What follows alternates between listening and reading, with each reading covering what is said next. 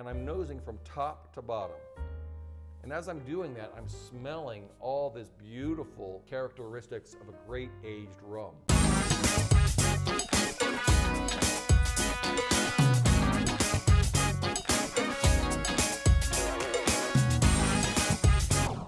Hey bartender, you're watching AdvancedMixology.com with Brian Van Flandern. And today we're talking about how to nose and taste distilled spirits. Has anybody ever handed you a shot of whiskey or a snifter of cognac? You take that sip and go, how do people drink this? It's so hot, it burns my cheeks. Well, I'm gonna share with you a couple of tips on how to professionally nose and taste a distilled spirit so you can enjoy some of the finest quality spirits in the world just as the master distiller intended. And the first thing we need to do is select a spirit.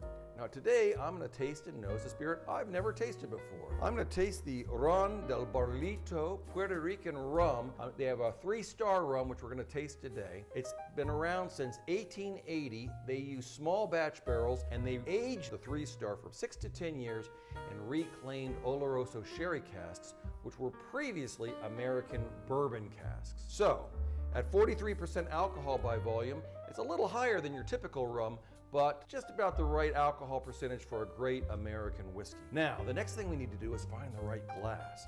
Now, I recommend a glass that isn't too wide around, something that has a smaller circumference. It should be beveled and maybe even a little fluted. You can use an ISO glass or a port glass, a flute or grappa flute. This is a tequila flute, is a Riedel tasting tequila flute for fine tequilas. You can use whichever vessel you want. This is ideal for me. And now we're gonna nose it. And when you're nosing a spirit and you're tasting a spirit, you're trying to find descriptors and you're trying to find things that are relatable to other people who are nosing and tasting the spirit. So I like to use an acronym called AFEW: alcohol, fruit, earth, and wood. AFEW allows you to taste and break down in a very intelligent manner and allows you to get really granular on what you're nosing and tasting. Alcohol. Is it acetone? Is it isopropyl alcohol, medical alcohol? Is it strong? Is it clean? Is there something sulfurous on it? We really want to break down the alcohol component. Fruit. Be very specific. Are we talking about apples? Are we talking about stone fruit like peaches or cherries or apricots? Are we talking about tropical fruits like pineapples or mangoes or passion fruit? Or maybe we're talking about citrus like lemons and limes, oranges and grapefruits. Also, be specific. Is it underripe, ripe, or overripe? The more specific you can get, the more people can connect to what you're smelling and what you're tasting. Next is going to be earth, and earth can be very generic. It could be nuts or spices. It can be granite or slate or chalk or just dirt. It can be things like leather or wet leaves. Anything that is earthy, grass or freshly mown hay. So these are all earth descriptors. And then finally we get down to wood. And wood usually refers to the style or type of wood that it's been aged in. There are very typical, tend to be sweeter notes, but we sit in there and get some of the smoky components of the oak because of the char and the aging. Also, you can get the vanilla bean extract from the oak. That's the typical descriptor, as well as caramel and other sweeter components. So be as specific as possible. And now we're gonna nose our spirit. Now this is not a wine tasting, so don't jam your nose and snort. At 43% alcohol, your eyes are gonna water and your nose hairs are gonna stand out straight. You say, Brian, what are you trying to do to me? So we're gonna taste this, we're gonna be polite to ourselves. We're gonna breathe through our nose and our mouth, and we're gonna approach it from a distance until I smell something.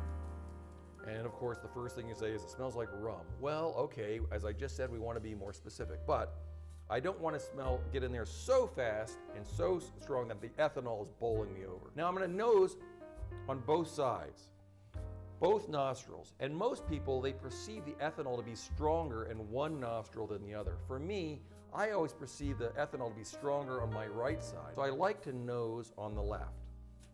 Again, I'm breathing through my nose and my mouth, and I'm nosing from top to bottom.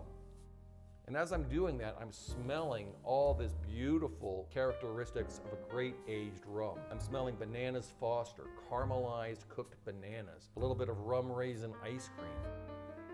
I'm definitely getting apricots on the nose. Apricots, maybe a little bit of baking spice and some almonds as well. We've done nosing it. Let's go ahead and taste it. Now, how do you taste a spirit? Okay, we're always going to taste twice. At 43% alcohol, again, it's a little hot. Since this is our first rum of the day for most of us, my recommendation is that for the first sip, you either pinch your nose or just don't breathe through your nose.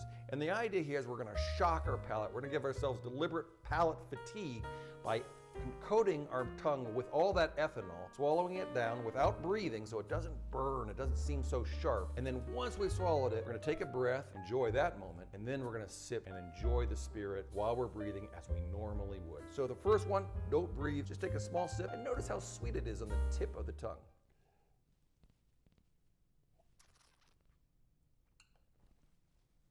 And only after I've swallowed, I take a beat and I casually exhale through my nose and my mouth.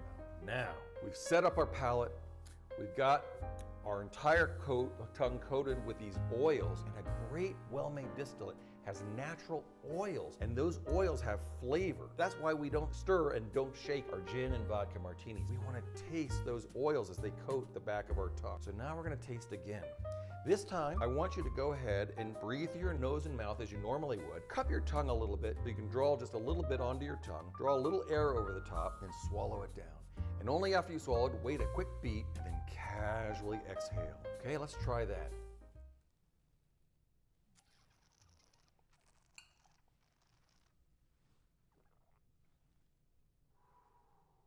Wow, just wow. It's lingering. I'm getting all kinds of great notes on here. First thing you want to know is how sweet it is on the tip of the tongue. You're going to feel the warmth here, and as you exhale, as the air passes out of your lungs and over the back of your tongue, we're tasting all of these great notes of cinnamon and a little bit of burnt orange. I'm getting toffee and butterscotch. Definitely getting almonds and maybe some dried apricots, maybe even a little bit of fig on there. Definitely some rum raisin ice cream and some of the things that we smelled on the nose. Really lovely and really beautiful. Also, notice if it's really dry or if you're getting some pursing on the lips, the sign of a really high quality distillate. There's no glycerin added here. If they're adding sugar, it's only a tiny bit. Really a very well made distillate. So that's how you enjoy and taste and nose a great spirit. Practice at home, do it often, take it in little small sips, and pretty soon you're going to find yourself really enjoying high quality distillates. And don't be shy to throw out those flavor descriptors. People don't have to agree with you. There's no right or wrong. But if you smell it and they smell it, then it's completely valid. And if they don't smell it, you can still keep it in your hip pocket for the next person. So I hope you enjoyed this video. Do yourself a favor, even if you've never done it before, click like, click subscribe, share with a friend. And by all means, check us out at advancedmixology.com and check me out at mymixologist.com. And until our next distilled spirit together, bottoms up.